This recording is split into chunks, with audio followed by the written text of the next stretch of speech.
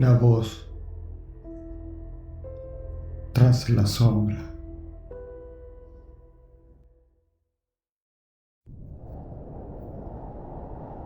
Tengo marcas en los brazos que ningún médico puede explicar.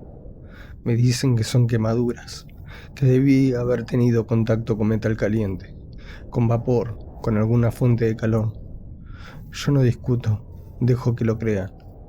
Pero yo sé exactamente qué me las hizo, y sé que lo que estuvo esa noche en el hospital San Ignacio no era humano, no era el recuerdo de un incendio, y no se fue cuando amaneció. Me llamo Valeria, tengo 31 años, trabajo como vigilante de seguridad freelance desde hace 6. Cubría turnos extras en obras, locales, comerciales, depósitos, trabajo tranquilo, rutinario. La noche del 12 de marzo me ofrecieron un turno en el Hospital San Ignacio, el que cerraron 3 años atrás. Pago en efectivo, doble tarifa, turno de 10 de la noche a 6 de la mañana.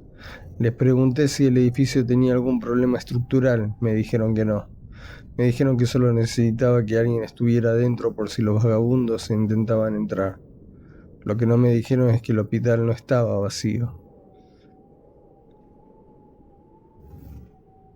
El Hospital San Ignacio cerró en noviembre del año 2022, después de un incendio en el ala oeste, tercer piso. Fue de madrugada. Cortocircuito en la instalación eléctrica. 11 pacientes que no pudieron salir a tiempo. El gobierno prometió una investigación. Después prometieron demolerlo. Después no prometieron nada más. El edificio quedó ahí, con las ventanas tapadas, con chapas, con entrada sellada, con una cadena oxidada que yo mismo quité para entrar esa noche. Llegué puntual. Recorrí el perímetro exterior. Anoté mi hora de ingreso en la planilla. Entré con mi linterna, mi radio y un termo de café que se iba a terminar mucho antes de lo que yo esperaba. La planta baja estaba en orden, silenciosa, llena de ese olor específico de los lugares que llevan tiempo cerrados. Humedad, polvo, algo dulzón que no supe identificar hasta más tarde. Las salas de esperas todavía tenían sillas. En la recepción, una taza de café con moho adentro, como si alguien la hubiera dejado a mitad de la tarde y nunca hubiera vuelto a buscarla. Me instalé en la garita de seguridad y empecé a revisar los monitores. La mayoría de las cámaras no funcionaban. 3 sí. Planta baja, entrada principal y el pasillo del ala este. El ala oeste no tenía cobertura de cámara. Eso, me dije, era el sector más dañado por el incendio. No había razón para preocuparse. A la 1:30 de la mañana escuché el llanto. Era una voz femenina. Venía del ala oeste, del primer piso.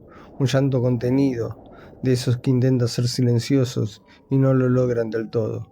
Me quedé quieta un momento. Pensé vagabundos, pensé en alguien que había entrado antes que yo y estaba herido. Tomé la linterna y fui a revisar. El pasillo del ala oeste olía distinto al resto del edificio. El olor dulzón que había sentido en la entrada aquí era más fuerte, más denso. Cuando bajé el haz de la linterna hacia el suelo vi algo que no debería estar ahí. Hollín, una mancha larga, oscura, en diagonal sobre las baldosas blancas. Ese sector había sido limpiado y sellado después del incendio. Lo había visto en los documentos que me dieron al entrar. Pero ahí estaba el hollín, como si alguien lo hubiera arrastrado desde el piso de arriba esa misma noche. El llanto se cortó, sin transición, como si algo hubiera apagado un sonido. Mi linterna parpadeó, una vez, 2 veces, y en ese segundo parpadeo en el fondo del pasillo vi una silueta oscura, quieta, de pie. Cuando la linterna se estabilizó, el pasillo estaba vacío. Me dije que había sido un error de la luz, un juego de sombras. Me lo repetí suficientes veces hasta que casi lo creí. Subí al primer piso del ala oeste para completar la ronda. Ahí fue cuando sentí el calor por primera vez. No era el calor de un ambiente cerrado. Era diferente, seco, directo, como abrir la puerta de un horno y meter los brazos adentro. Seguí caminando tratando de ignorarlo y a mitad del pasillo, a la altura de lo que había sido la sala de procedimientos, el dolor fue tan agudo que tuvo que detenerme. Mis antebrazos sentí como si la piel se me estuviera levantando, como si algo invisible me estuviera quemando desde adentro hacia afuera. Me quité la campera sin pensarlo. El dolor bajó apenas. Me quedé en remera, parada en ese pasillo a las 2 de la mañana con el calor pegándome en la piel, como si hubiera un incendio activo a medio metro de distancia. Pero no había fuego, no había nada visible, solo el olor a plástico quemado que cada vez era más fuerte. Las luces de emergencia del techo empezaron a parpadear. 1, 2, pausa. 1, 2, pausa, como un ritmo, como algo que marcaba un compás deliberado. Y desde el techo, desde el piso de arriba, de teóricamente estaba vacío y sellado, escuché pisadas, lentas, pesadas, que se movían en círculos. Empecé a caminar hacia el fondo del pasillo, porque era lo que me quedaba.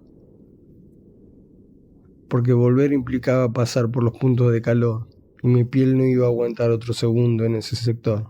Entonces vi la puerta abierta. La habitación 14 era la única puerta abierta de todo el ala. La luz de dentro era distinta, más fría. Me detuve en el umbral y sentí un cambio de temperatura de inmediato. El calor del pasillo desapareció como si alguien hubiera cerrado una válvula. Así que entré. La habitación estaba intacta. Una cama, una silla, una ventana como la chapa parcialmente desprendida que dejaba entrar un hilo de luz de la calle. Y en la pared del fondo, en letras grandes e irregulares, trazadas en algo oscuro y seco, quédate aquí. Me quedé mirando esas palabras durante un tiempo que no supe medir. Sobre la silla, debajo de una carpeta con polvo, había un expediente, fotocopias de un informe policial. Lo leí con la linterna temblándome la mano.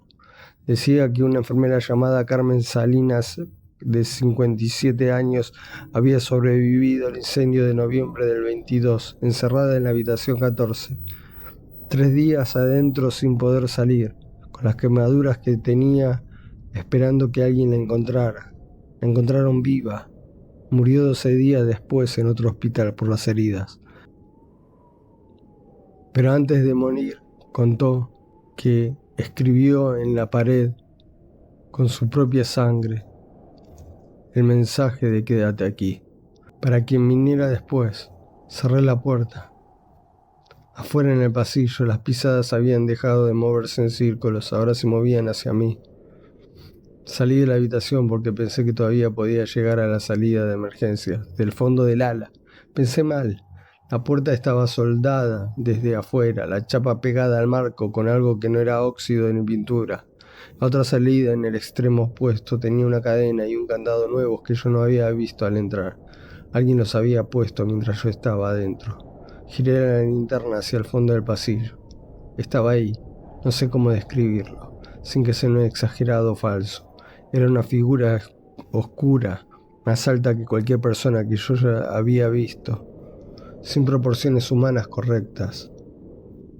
No caminaba, se deslizaba como si el suelo que no fuera un obstáculo, sino una superficie que toleraba su presencia por cortesía, y sus ojos, 2 puntos de luz verde, brillantes, fijos en mí, que no parpadeaban, no se movían de mi cara. El calor llegó como una ola, mis brazos volvieron a arder, el olor a quemado se volvió tan denso que sentí náuseas. La figura se detuvo a 2 metros de mí y habló. No fue un sonido que saliera de una boca, fue algo que sentí antes de escucharlo, una vibración que empezó en el pecho y subió por la garganta como un metal caliente, como una voz que nunca aprendió a ser humana. Es tu turno. No pensé, no miré atrás, corrí hacia la habitación 14 y entré y me aplasté contra la pared del fondo con la espalda y me quedé quieta como si pudiera desaparecer dentro del yeso. La figura llegó hasta el umbral y se detuvo. Estaba parada exactamente en el marco de la puerta, con esos ojos verdes encendidos en la oscuridad del pasillo, sin moverse, sin entrar, como si algo en esa habitación fuera un límite que no podía o no quería cruzar. Así estuvimos, yo contra la pared, temblando con los brazos ardiendo, ella en el umbral, quieta como una estatua, mirándome. No sé cuántas horas pasaron. No pude mirar el reloj. No me moví hasta que la luz de la calle que entraba por la chapa suelta empezó a cambiar de color, de negro a gris, de gris a algo que se parecía al amanecer. Y cuando volví a mirar hacia la puerta, el pasillo estaba vacío. Me encontraron sentada en la entrada del hospital a las 6:15 de la mañana. No recuerdo haber salido, no recuerdo haber bajado las escaleras. El médico de urgencias que me atendió dijo que tenía quemaduras de 2.º grado en ambos antebrazos. Me preguntó qué había pasado. Le dije que no recordaba. Me preguntó si había tenido contacto con fuego. No respondí. Las quemaduras tardaron 3 semanas en sanar. Hace 2 noches me despertó el calor a las 2 de la mañana. Estaba en mi departamento, mi cama con las ventanas cerradas y el aire acondicionado encendido. Miré mis brazos, las marcas viejas estaban rojas, como si se estuvieran abriendo de nuevo. Y el olor, plástico quemado, cabello chamuscado, el mismo olor del pasillo del ala oeste. Me quedé quieta, sin respirar. Desde la pared del dormitorio del lado del placar escuché un sonido que tardé varios segundos en identificar. Uñas que raspan el yeso. Despacio, metódicamente, una por una, como si algo estuviera contando los segundos desde adentro de la pared. Después silencio, y después saliendo del aire sin dirección, sin fuente posible, esa voz que suena como metal quemado.